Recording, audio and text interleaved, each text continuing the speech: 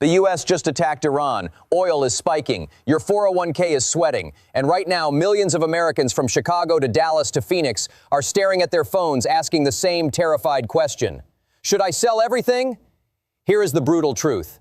The people asking that question are already losing. Because while they are panicking, a much smaller group of calm, informed investors is quietly doing something completely different. They are getting rich, not by getting lucky, not by gambling, by following a playbook that has worked through every single major conflict in the last 50 years. And in the next few minutes, I am going to hand you that exact playbook. Because what happens in the Strait of Hormuz right now could hit your gas pump in Houston, your mortgage rate in Atlanta, and your retirement account in Charlotte faster than you think. Let me start with the most important thing you need to understand before we get into anything else. The moment the news dropped that the U.S. struck Iran, something very predictable happened. Not in Tehran, but on Wall Street.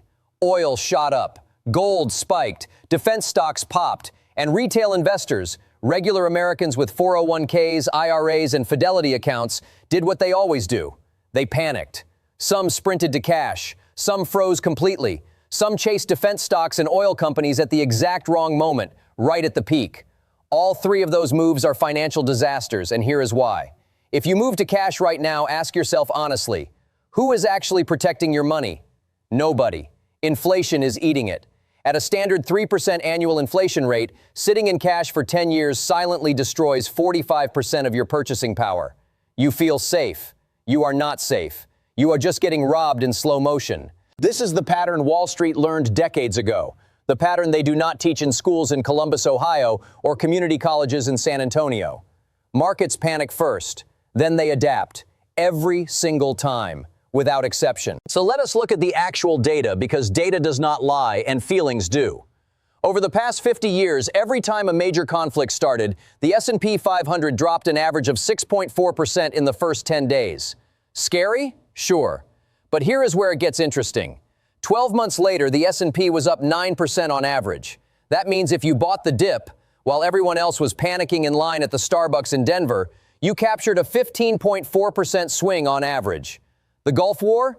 The S&P delivered 11.7% annually during the conflict, and when it ended, 18% in the following 12 months. The Iraq War in 2003? The market rose 13.6% within 3 months of its starting. Russia invaded Ukraine in 2022. The S&P dropped 7% immediately and then rebounded above pre-invasion levels within 2 months. Are you seeing the pattern yet? Over the last 30 years, 70 different wars broke out across the globe. During that same period, the S&P 500 returned 1,200%. The NASDAQ returned 2,000%. 70 wars. 2,000% returns. The world is messy. Markets do not care. They just keep running. So the question is not whether this Iran situation is scary. It is. The real question is whether you are going to let fear make your financial decisions, or whether you are going to let history. Now here is where the U.S.-Iran conflict has a twist that most conflicts do not. And this is the part that directly hits everyday Americans in ways most people are not talking about. Iran produces 3.3 million barrels of oil per day. But that is not even the scary part. The scary part is the Strait of Hormuz, a narrow waterway in the Persian Gulf through which 25% of all the oil on the planet passes every single day. 20 million barrels daily, flowing through a choke point that Iran can threaten to close. And they have already started pushing away ships. Think about what that actually means for your life. Think about your morning commute in Los Angeles. Think about your heating bill in Minneapolis this winter. Think about the avocados at your Kroger in Nashville. They got shipped on a semi-truck that runs on diesel. Think about your flight home from O'Hare in Chicago. Higher oil prices make everything more expensive. Transportation, food, utilities, airlines, manufacturing, all of it. And here is the chain reaction that should sharpen the focus of every American thinking about their finances right now. Higher oil leads to higher inflation. Higher inflation means the Federal Reserve cannot cut interest rates. If the Fed cannot cut rates, your mortgage rate stays high. Home prices in places like Austin and Miami stay locked up. Your 401k in cities like Kansas City and Portland feels the pressure from every direction. This week, the Federal Reserve Bank already signaled that inflation might be stickier than expected. Trump wants lower mortgage rates for American families, but you simply cannot get lower mortgage rates if inflation will not cooperate. Do you see how one conflict 7,000 miles away ties directly to whether you can afford a home in Cincinnati or refinance your loan in Phoenix? This is exactly why you need to understand this, not just to protect yourself from it, but to learn how to position yourself to grow through it. Here is the framework that Wall Street analysts at Goldman Sachs and Merrill Lynch use every time a conflict erupts. 3 distinct phases that happen in sequence, and 3 very different ways to respond to each. The first phase is shock. It is fast, violent, and driven entirely by emotion and algorithms. Oil goes up, gold spikes, defense stocks jump. The VIX, which is basically the market's fear gauge, measuring how much crash insurance Wall Street is buying, climbs sharply. A VIX below 20 means things are manageable. Above 20, nerves are showing. Above 40, we are in chaos territory. Meanwhile, tech stocks, airline stocks, and high-growth names on your Robinhood watch list drop hard. What should you do in this phase? Nothing. I know that sounds counterintuitive, but every piece of data going back 90 years shows that if you chase oil or gold or defense stocks in this first phase, you are buying at the peak and you will sell low, every single time. The second phase is repricing. This is where markets stop panicking and start thinking, usually 2 to 4 weeks in. The institutions are now asking whether this conflict is temporary or structural, whether inflation is going to stay elevated, whether the Fed will have to delay rate cuts, whether defense spending is shifting permanently. This is where the big money repositions, not in chaos, but in the clarity that follows it.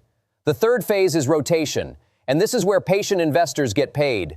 Money flows out of the sectors hurt most by high rates and inflation, utilities, real estate, and into the sectors that benefit. This is your window. This is where the wealth gets made. So let us talk specifically about where the smart money goes and how you can position yourself right now to actually profit from this moment rather than be a victim of it. The first move is energy infrastructure. And I want to be precise here because most people get this wrong. Yes, oil spikes during conflicts. Bank of America's research across 90 years of geopolitical shocks shows oil was the single best performing asset on average, rising about 18% after a major conflict starts. But here is the catch. 6 months in, it almost always reverses. If you are a trader, there is a short-term play there. But if you are a long-term investor, the smarter move is the companies that benefit from higher oil without living and dying on the price per barrel. Think pipeline companies. Think storage terminals. Think the businesses that collect a toll every time a barrel moves through the system. Companies running major crude networks from Texas refineries along the Gulf Coast. They get more profitable when oil is in demand, but they are not wiped out when the price drops. The second move is defense, but specifically the right kind of defense. Lockheed Martin was up 64% since the Russian invasion of Ukraine. Defense contracts run 10 years. Companies with Pentagon backlogs worth hundreds of billions of dollars are not going anywhere. But the smarter, longer play is the defense companies accelerating toward AI-driven warfare, unmanned systems, intelligence platforms, autonomous military technology. Companies like Palantir Technologies, which does roughly half its business with U.S. government and defense contracts and the other half in commercial AI, sit at this exact intersection. That is not a bet on a single battle. That is a bet on the direction of modern warfare for the next 20 years, and it wins regardless of how the Iran situation resolves. The third move is gold. Bank of America found that 6 months after a geopolitical shock, gold continues to outperform by 19% on average. While oil spikes and then retreats, gold tends to stay elevated because gold is a hedge against the two things that are not going away anytime soon: fear and inflation. If you have a Fidelity account in Boston or a Charles Schwab account in Seattle and you are thinking about diversification, gold and gold-related assets deserve serious attention right now. And the fourth move is stocks with pricing power. If inflation stays elevated, and everything points that direction, the companies that thrive are the ones that can pass their rising costs directly onto their customers. High gross margin businesses, strong brands, the companies behind the products you keep buying regardless of what the economy is doing. Those are the businesses you want to own when inflation runs hot. Now let me tell you the single most expensive mistake that most Americans are about to make, and I want you to hear this clearly. Right now there are people in New York City, in Houston, in Seattle, watching CNBC on repeat, refreshing headlines every 5 minutes, absolutely terrified. And that fear is going to cost them far more money than this conflict ever will. Not because of the war itself, because of their reaction to it. The number one mistake I have seen play out through Gulf War I, Gulf War II, 9/11, the financial crisis, and Ukraine is always the same. Investors try to time it perfectly. They say they will get out now and jump back in once things calm down. But as Peter Lynch famously noted, waiting for a pullback has cost investors more money than any actual pullback in history. The market does not wait for you to feel comfortable. While you are waiting, it spikes. Then it spikes again. Then you are locked out at double the price, too proud to buy back in higher. Here is what you should actually do instead. Keep your core portfolio intact. Do not blow it up. Set up a dollar-cost averaging plan where you invest a fixed amount weekly or monthly, regardless of what the headlines say. When prices are low, you automatically buy more shares. When prices are high, you buy fewer. Over 20 years, this one simple habit is the quiet engine that builds real wealth for ordinary Americans. People in Charlotte, people in Memphis, people in Sacramento who never worked on Wall Street, but consistently did the boring, disciplined thing while everyone else chased headlines. Tilt modestly toward the sectors benefiting from this moment. Energy infrastructure, defense tech, gold. But do not go all in. A tilt is adjusting the sails slightly, not capsizing the boat. And stop watching the war coverage. Seriously. It is designed to spike your cortisol and force emotional decisions. Every investment choice you make from a place of high fear will cost you money. The news does not tell you where the money is moving. The market does. Here is the bottom line, and I want you to sit with this for a second. The U.S.-Iran conflict is real. The economic ripple effects are real. Your gas prices in Phoenix, your 401k in Denver, your mortgage rate in Charlotte. They are all connected to events happening 7,000 miles away. But history is also real.